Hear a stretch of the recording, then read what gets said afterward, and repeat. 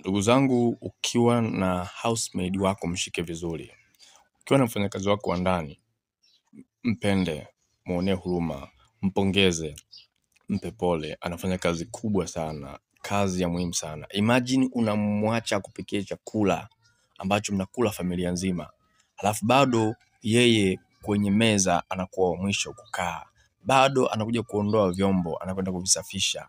Bado anakufanyia usafi wa nyumba yako, akikufulia nguo na kuisafisha nyumba yako. Watoto wako wengine ni wadogo, anawasafisha na kuwaogesha. Huyu mtu nadhani ni mtu wa kawaida? Huyu sio mtu unatakiwa kumjali na kumpongeza sana? Sio mtu unayepaswa kumpenda wewe? Sio mtu ambaye unatakiwa kuwa naye vizuri? Kwa sababu imagine wewe unamuudhi, unamnyanyapaa, unamtukana, unampiga. What do you think? Unawaza nini? Kazi yako ataifanya vizuri? Hebu vaa hicho kiatu na wewe itokee kama ni wewe tunakufanyia hivyo au unafanywa hivyo. Ninavyokujua wewe ungefanya vitu vya ajabu.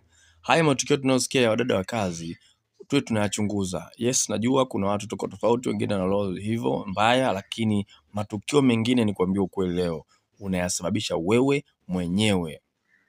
Yaani wewe dada wa kazi haumpendi, haumjali, muda mwingi unamfokea. Lakini wakija watoto wako unawajali, unaongea nao vizuri, unawaambia njoo mwanangu nakupenda, unamkisi, unafanya nini?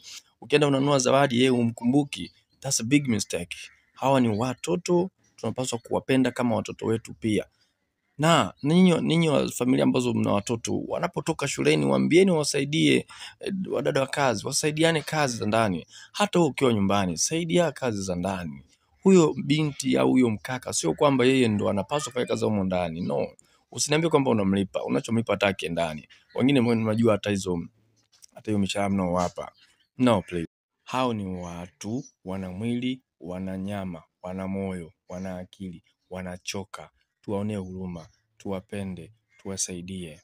Unanielewa? Kwa maana kwamba ni watu ambao tunatakiwa tuwajali sana, tuwape care kubwa. Wanatufanyia kazi ambazo sisi tusingeweza kuzifanya. We mama, hasa wa mama nyinyi ndio mna shida. Nyinyi wa mama nyinyi, nawaonya. Hao wadada wapende.